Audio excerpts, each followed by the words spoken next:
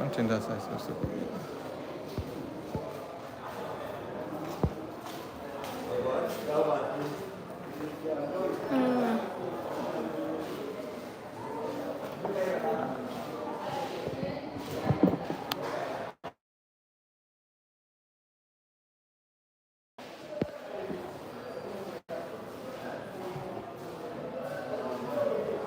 What did they say about orientation?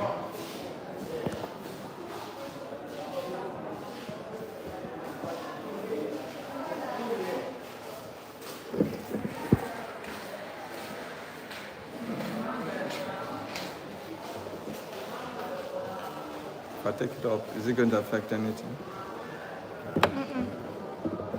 Like this. No. As in this thing here. Yes, if you're talking this, I need to go up. We're already live. Oh, you know that. Okay. So what do? We have to slant it. Can I bring it in the middle? Okay.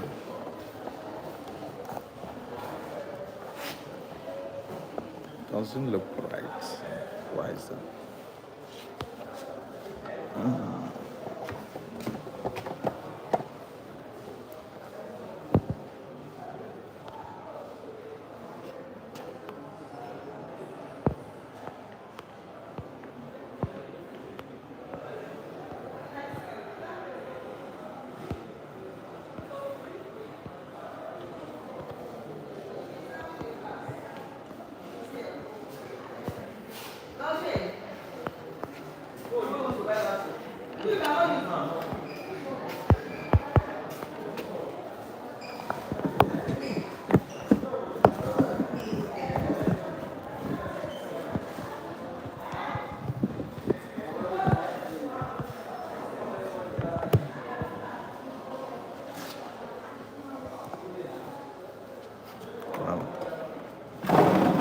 I just pull it back.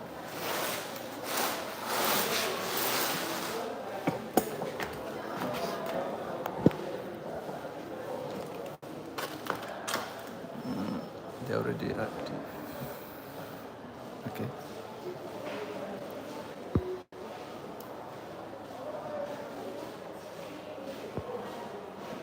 A little bit.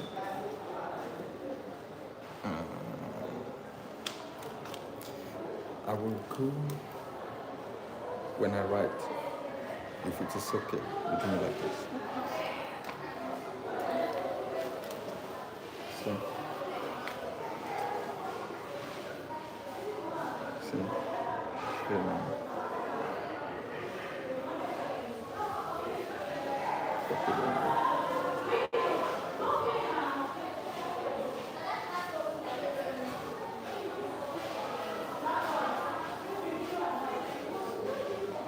Watch where.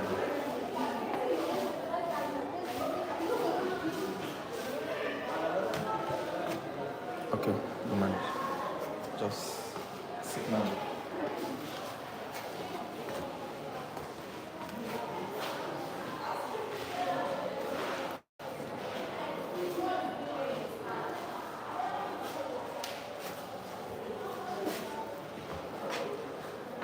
Good day and welcome to AFD'S Academy. Sorry, I'm a little behind schedule and I have to set one or two in order to give you the best view so far. So today we are going to deal with revision on the principles of volumetric analysis. The general principles of volumetric analysis, that's what we're looking at today. So I will begin writing it up.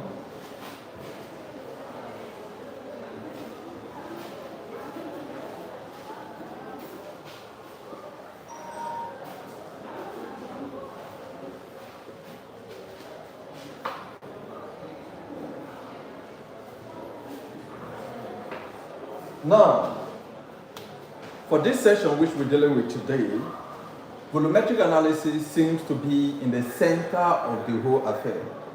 Now, if you have a fervent knowledge of volumetric analysis and its applications and its general principles, then you do not have any challenge or challenges that will arise therein. Now, how does that go? First of all, in volumetric analysis, which has to do with titration, we majorly have our acid at the burette, and our base are the pipette. So by virtue of that reality, we have our first volumetric analysis, which is the acid-base titration. We also have that, which is the redox reaction, which we often use an acidified medium in order for that to happen. So by this chemistry, the knowledge of the two principles must be known. And it's not just enough for you to say, okay, I know how to carry out my titration. Do you know the calculations therein? Do you know what you are expected in the course of the titration in terms of the endpoint? So, in the acidic medium, which the acid can be H2SO4, HCl, triazonitrifluoric acid, whatever the acid is, and the base can be anything else. But these two indicators seems to be very significant. Phenolphthalein and methyl orange tends to be the major ones which we use quite often, especially when it has to do with acid and acidic, a strong acid and a strong base. So the phenolphthalein, we know that when it is introduced into the alkaline medium, first of all, it's going to give you a pink coloration, and the endpoint therein becomes colorless. Why that of methyl orange, the same, almost in the same principle. But generally, what are the principal things we must do in the course of our titration? First of all, our burette must be vertically erected. You must have to place it in the vertical mode and ensure all air bubbles are taken out. This is like the precautions. Now, all your glassware, the beaker, the conical flasks must be rinsed with distilled water before the experiment commences. 3, you must ensure that the conical flask does not have any remnant of the base in it first before you start your titration, because if it does have, if you use the base to rinse the conical flask, it must have some droplet therein that in the course of the titration, the volume of the base instead of 25 or 20 will exceed the required level. And also in terms of the indicator, we are required to use 2 or at most 3 drops of what? The indicator. So in all of these are the basic things which we must know. But in the course of preparing our acid, I need you to understand all toxic substances must be prepared in a fume cupboard, or if you want to call it fume hood. Either way, you can use any of them. And this kind of questions must also be, you should be expecting them. And generally, aside every other thing, you should know above all when to end your endpoint, and the table of reaction, that also you must know. So, in the course of our normal volumetric analysis, which is acid-base titration, I remember I told you that the major thing there is to balance the equation of reaction, which may not be difficult for you in terms of the balancing. But what about that of redox? In terms of that of redox, we must also know how to balance redox reactions, and I've told us how that can be done.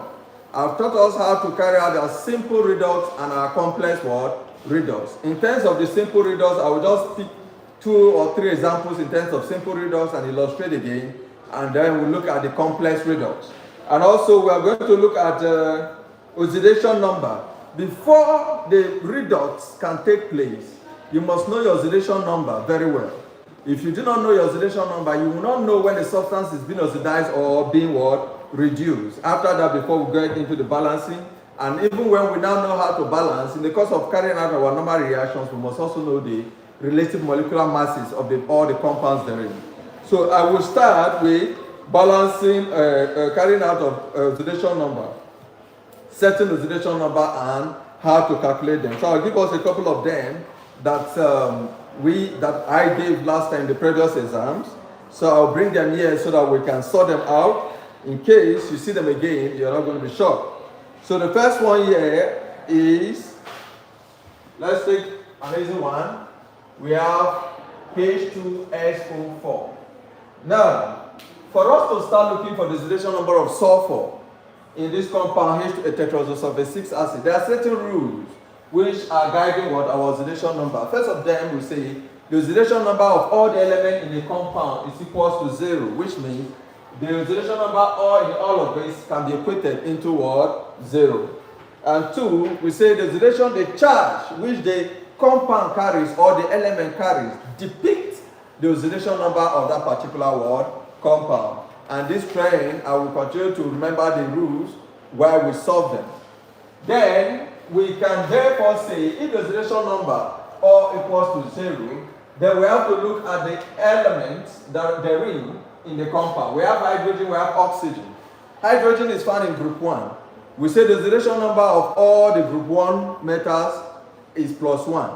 All the group 2 is +2. Group 3 is +3. The oxidation number of oxygen is -2, unless if it is a peroxide, that can be -1, like hydrogen peroxide. The oxidation number of oxygen terene is -1, and so on and so forth. So, like I said, I will be recalling the rules while we solve. So, by virtue of that, I have also introduced earlier about the periodic table in order for us to know the group and the period which the element belongs. For example, if the element aluminium, you are being asked what is the group and the period which aluminium belongs, because by virtue of the understanding of the periodic table will also help you to understand the group. And if you know the group, then you know what the oxidation number, because by virtue of the group, if it is group 1, you know the oxidation number is 1. If it is group 2, you know the oxidation number is 2. If it is group 3, so you begin to calculate. You must first of all know your first 20 elements and how to count them serially. Hydrogen, helium, lithium, beryllium, boron, carbon, nitrogen, oxygen, fluorine, neon, sodium, magnesium, aluminium. So by virtue of these serial calculations, aluminium is what? 13. Then I can say aluminium is atomic number of 13.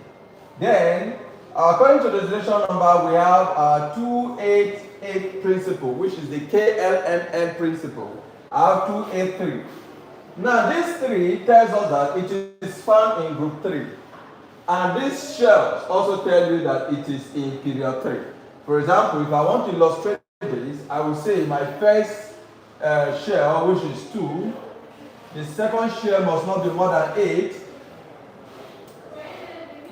and the last shell must not have more than 3, because we have 3. So now I have 1, 2, 3 shells, which means it is in group 3. And the number of electrons in the atomos shells are 3, which also means that it is group 3 and period 3. What about potassium? Potassium is having atomic number 19. If you calculate hydrogen, helium, and so on, we have 2881. The number of electrons in the atomos shell tells you that it is in group 1. And the number of shells is 1, 2, 3, 4. Tells you that it is in period 3. So by virtue of this simple analogy, you will now understand that wherever you see potassium, you know that it's having an oxidation number of 1. Aluminium have oxidation number of 3.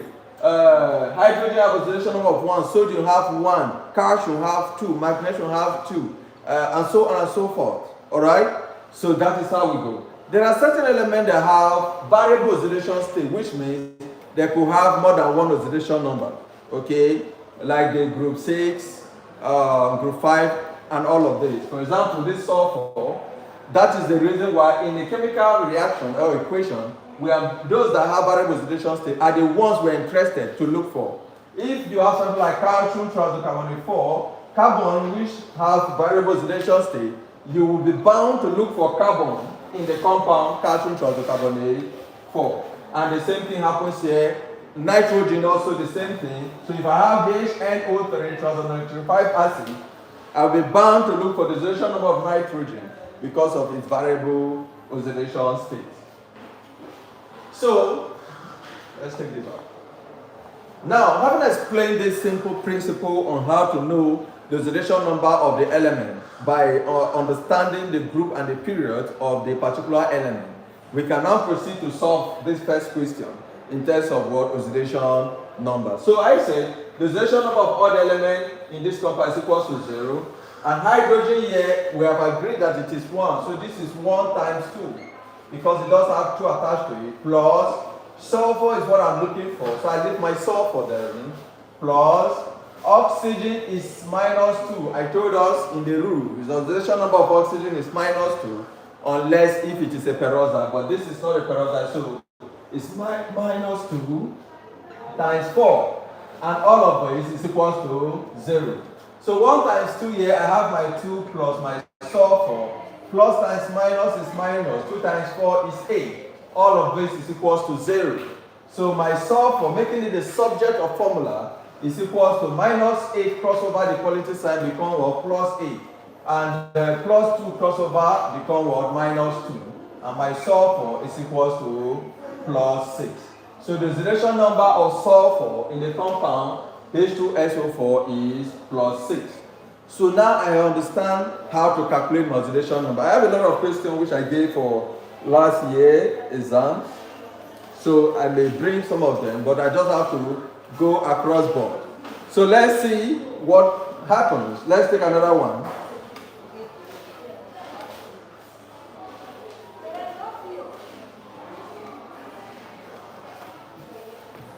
We have SO3 2 minus. So this is the compound, and we are bound to calculate the oxidation number of sulfur in this compound. So let's see what we do. We say it is equal to the power of the charge. The charge in a compound or an element of any sort is equal to what? The power of the charge. The power of the charge is minus 2. So I will now have SO4 3 is equal to minus 2. That's the first thing. Now I'm looking for sulfur here. So this is sulfur plus oxygen is minus 2 times 3. This is equal to minus 2. So this is my sulfur. Plus times minus is minus. 2 times 3 is 6. Equals to minus 2. So sulfur is equals to minus 2. When minus 6 cross the equality sign, become plus 6. And sulfur is equal to plus 4. Okay, that's triazosulfate 4. Now, I have another one. Let's take more so that we will have a different collection of examples and will not be found wanting when the time comes.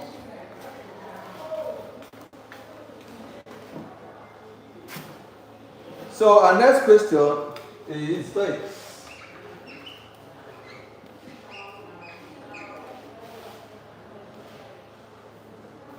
So the question is, what is the oxidation number of sulfur?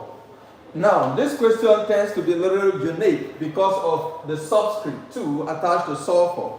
In the course of you looking for sulfur, it would have been easier if it were just to be just sulfur. But this time it has a subscript. How do we deal with it? So we have to look at it this way. This is sodium. Sodium is atomic number 11, which is 281. The number of electrons in the atom shell is 1. So sodium is in group 1. So the oxidation state of sodium is plus 1. So I now have my 1 here for sodium. There is 2 attached to it, so I multiply it by 2. Plus sulfur here is what I'm looking for, but it has 2 attached to it, I multiply by 2. Plus oxygen here is minus 2 times 7. Remember the rule. Oxidation number of all the elements in their free state is equal to 0. So this is equal to 0. So if that is true, 1 times 2 is 2 plus sulfur S times 2 is 2S. Plus times minus is minus. 2 times 7 is 14. All of this is equal to 0. So I have to make my X the subject of formula. That is a basic topic in mathematics. Change your subject of formula. In case you've forgotten, you can always check in my previous videos. I have a video on change of subject of formula. Get yourself acclimatized to the principles so that you are not going to be asking too many questions or be stranded in the course of solving a given question. So, making my X here the subject, this is my 2X. Minus 14 will cross the equality sign to become plus 14. Plus 2 will cross the equality sign to become minus 2. And my 2X is equal to 14 minus 2 is 12. Divide both sides by 2. S is equal to 6. So plus 6. So the oxidation number of sulfur in the compound is plus 6. Don't be stranded in case you see things like this. They are simple things you should know. Now we take another one. Another thiosulfate, Na2S2O3. Let's see what happens while you take this down. Na2S2O3. Now we have O3.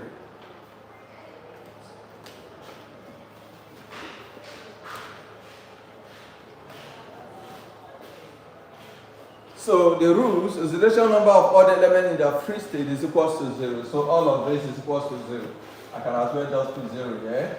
Sodium is plus 1, 1 times 2. Sulfur plus sulfur times 2 plus oxygen is minus 2 times 3, all equals to 0. So 1 times 2 is 2 plus 2s minus 6 equals to 0. Making 2s the subject is equals to minus 6 crossover become plus 6, plus 2 crossover become minus 2. 2s is equals to 4. Divide both sides by 2. Sulfur is equal to plus 2. So almost the same principle with the previous, but you should just know. Remember, I'm bringing to us the principle of balancing of calculation of oxidation number. How to calculate your oxidation number, because without a further knowledge of the calculation of oxidation number, you will not be able to solve any redox question, because for you to deal with anything redox, you must also know how to balance it. So we're going to touch a little. I think let's take 2 or 3 more so that we'll be out of here. Now the next one is this.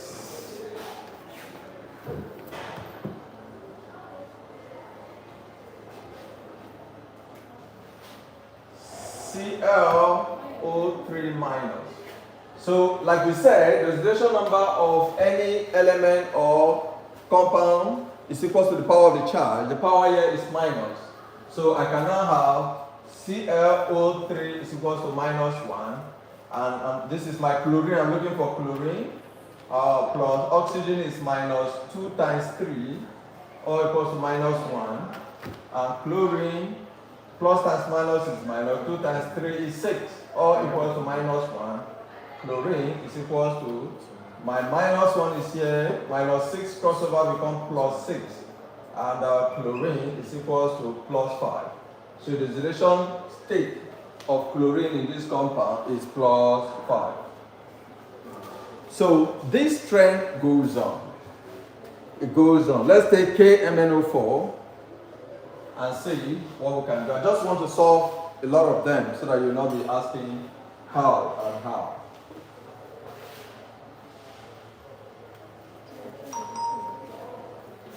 So let's take this. Next one is KMnO4. Someone will ask, what is the name of the compound? You cannot know the name if you do not know how to calculate the oxidation state of manganese. So let's see, by the time we get the oxidation state of manganese, we will name the compound. So this is equals to 0. According to our law, potassium is plus 1, plus manganese is what we are looking for, plus oxygen is minus 2 times 4, all equals to 0. This is 1 plus manganese, plus times minus is minus, 2 times 4 is 8, all equals to 0. And manganese, making it the subject, equals to minus 8 crossover become plus 8, and plus 1 crossover become minus 1. So my manganese is equals to plus 7. So since it is 7, the name of the compound is potassium tetraoxomanganate 7, because the valence state of manganese in that compound is 7, which may not be the same in all of the compounds. So if we must take at least 1 mole, just 1 mole, so that I know that we've done a lot. We've touched all the areas, most of the areas that one should be familiar with. So let's take calcium triacylcarbonate 4. We're looking for carbon here. So the law says this all equals to 0. Calcium, it is 20 by atomic number, so it's 2882. So the number of electrons in the atom shell is plus 2, which means the valence state of calcium is 2. So I will now use 2 for that. So I come back here, I have plus 2, plus carbon is what I'm looking for, plus oxygen is minus 2 times 3, or equals to 0. So plus 2 plus carbon plus times minus is minus. 2 times 3 is 6, all equals to 0. And now this is my carbon, is equals to minus 2 crossover become plus, minus 6 crossover become plus 6, and plus 2 crossover become minus 2. Carbon is equals to plus 4. So the compound is calcium triazocarbonate 4. So, in the course of us achieving what we are looking for, we started today from the preliminary stage, which is the balancing of what, how to calculate our oxidation number, before we will proceed into what, balancing of redox, which is simple and complex, and we'll touch also related molecular mass of compound. Then finally, we'll solve at least one question on redox and one question that is not redox. So, if you are if you're a new person there and you've not subscribed, I believe you're in the wrong place. You should do that. Do yourself the favor of subscribing. It is important if you subscribe and on your notification bell. Whenever we have any of these kind of lectures, you go get them. You get them in your. So by virtue of that, this is AFD'S Academy. You're welcome once again. So let's proceed by balancing a little of redox equations. I believe by now, if you are asked to calculate the oxidation number from the rules which I've told us or taught us, you'll be able to deal with them. So let's start with simple redox, how to calculate redox, before we get into complex, and so on and so on. Let's move on.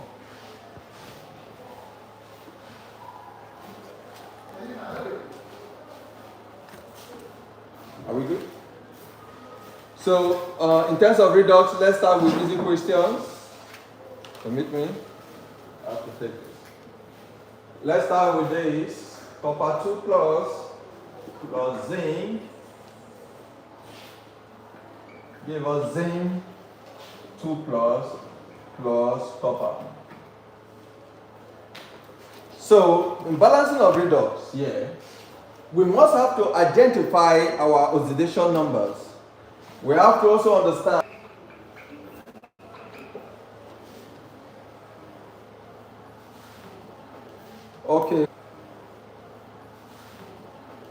Okay, sorry for the break in transmission.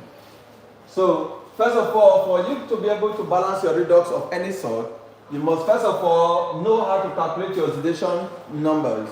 Whether the compound undergoes oxidation or reduction. Oxidation means it increases in its state, or reduction means a reduction in its state, which is the increase in the number of oxidation number and the reduction in the number of oxidation number. So from here, you'll be able to check which of these reactions undergo oxidation and which one undergoes reduction. So now, if we check here, we see the oxidation number of any element, the charge on it defines its oxidation state. So here, copper is 2. If you come over here, copper have nothing. And we say oxidation number of all elements in their free state is equal to 0. Means here is 0. So if you check here, copper is 2. And here it is 0. Means it reduces. There is a reduction. How did I know that? It is from the knowledge of balancing of what? Oxidation number. That is why I have to start from oxidation number so you're not going to be lost for those of you who are attending this class for the first time. Now here, zinc is 0, but here zinc is 2. Means there is an increase. So in terms of oxidation and reduction, here zinc oxidizes while copper reduces.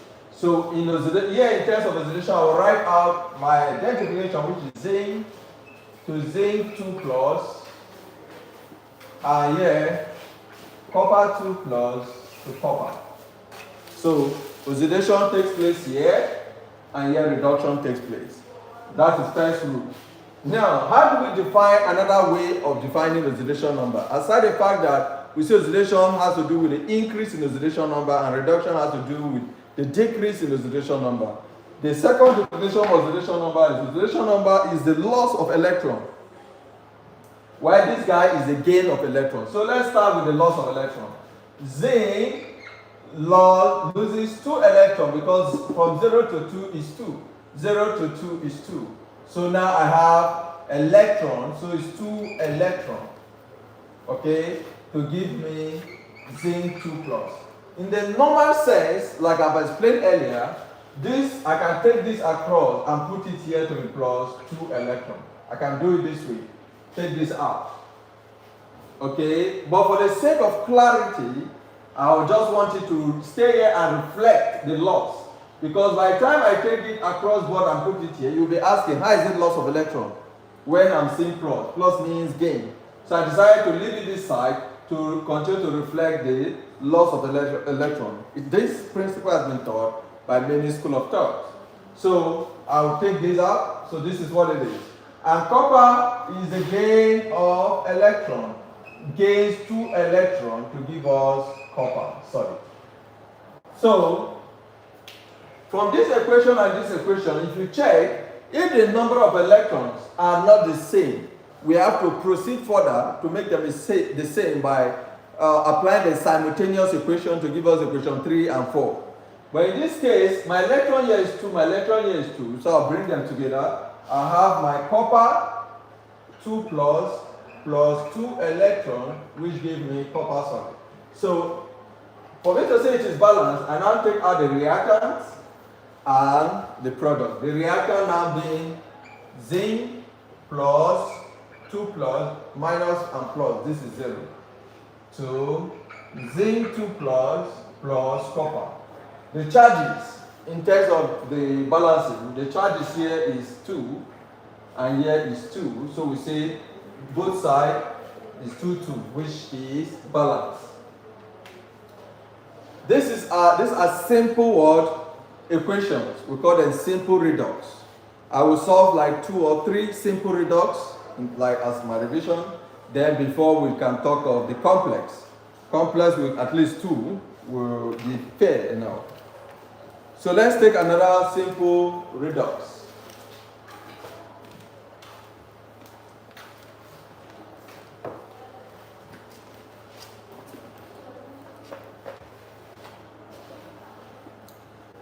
We have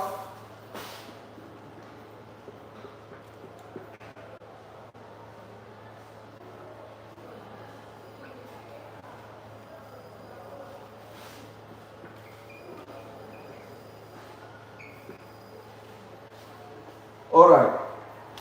So here we also have to trace our oxidation and our reduction. So I have my oxidation and I have my reduction. In oxidation, which is increased, this is 2. Here is 3, means it increases. So I'll have iron 2 plus to iron 3 plus. Reduction, here is 0, but here is minus 1, means it reduces. From 0 to minus 1, it reduces. So reduction, Cl2 to Cl negative. Now, by definition, we say oxidation is the loss of electron. So I will now say ion 2 plus loses 1 electron to give me ion 3 plus. Here, chlorine molecule gain 2 electrons. I will explain why it is 2. 2 electrons to give me 2 chlorine molecule, chlorine ion. Now, the reason why it is 2 is simple. Because of the presence of these 2 here in this molecule, the electron and this must also carry the 2. So that's why I introduced 2 here and 2. By me introducing 2 here and here, it means it has 2 electrons. Here is 2, here is 1. So if you look there and here, you see that the number of electrons are not balanced again. Here is 1 and here is 2.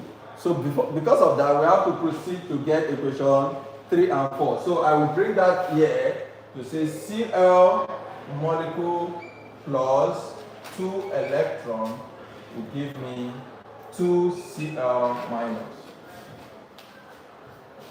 So I can now take this out and call this equation 1 and equation 2. Remember I said, when these 2 are not the same, we apply what? Simultaneous equation by taking it to equation 3 and 4. So in equation 3, this will multiply by the charge here 2.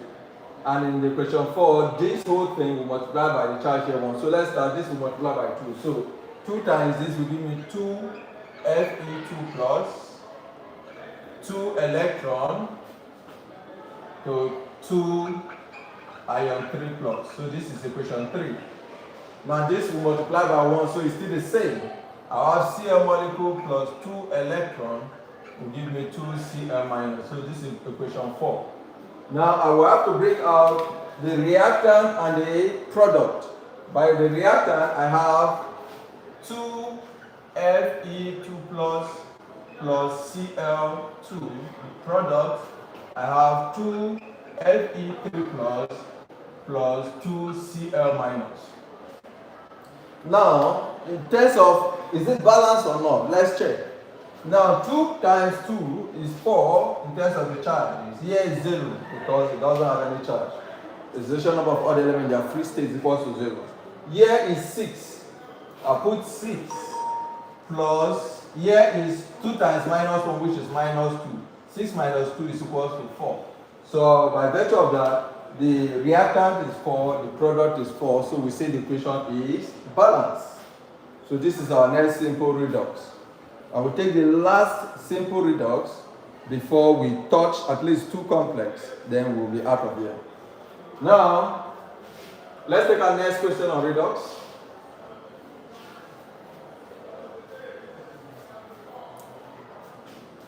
I have this.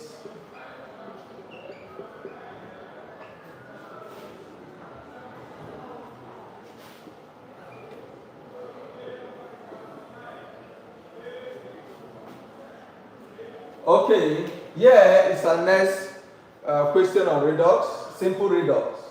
So we have to also bring out our oxidation and reduction. In oxidation, which is the increase in the number of number of oxidation state. Now, this is potassium is 0. Here it is 1. It has increased. So I can now say potassium to potassium plus. Here is hydrogen 1 to 0. It reduces. So I can say this is hydrogen plus to hydrogen molecule. So I have been able to identify where oxidation takes place and reduction takes place. That's number 1. By that, I have to apply the second definition for oxidation and reduction, which is the loss of electron and the gain of electron. So I can now take this out.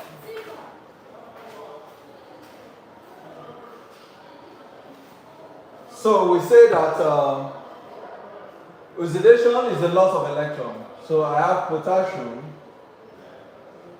It loses 1 electron to give me potassium ion.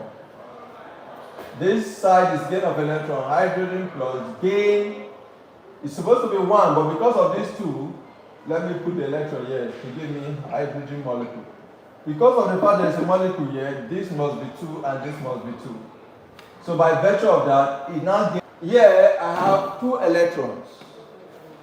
Here I have 1 electron. So I can now say this is equation 1, and this will be, check this okay. Here is 2 hydrogen plus 2 electron to give me hydrogen molecule. So this is my equation 2. So I have to balance these 2 by getting equation 3 and 4 simultaneous equations. So this will multiply by 2. Why this will multiply by 1? So this times 2, I have 2K minus 2 electron minus 2 potassium plus. This by 1. I have 2 hydrogen plus 2 electron hydrogen molecule. So this is equation 3 and this is equation 4.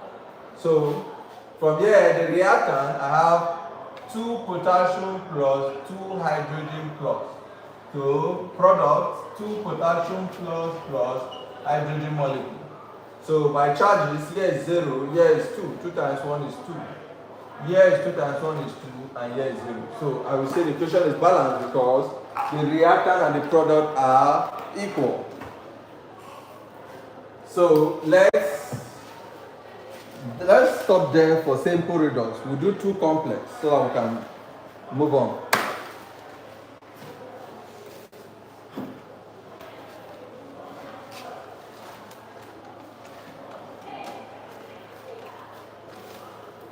Okay, let's take our first complex, which is MnO4 minus plus SN2 plus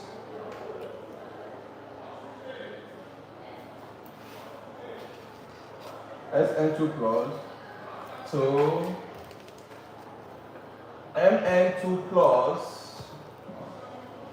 plus SN4 plus. So why is this equation called complex? It's because of this complex ion. It has oxygen and so on. So we have to deal with oxygen, balanced oxygen both left and the right side of the equation, and so on and so forth. So first of all, let's identify our oxidation and our reduction.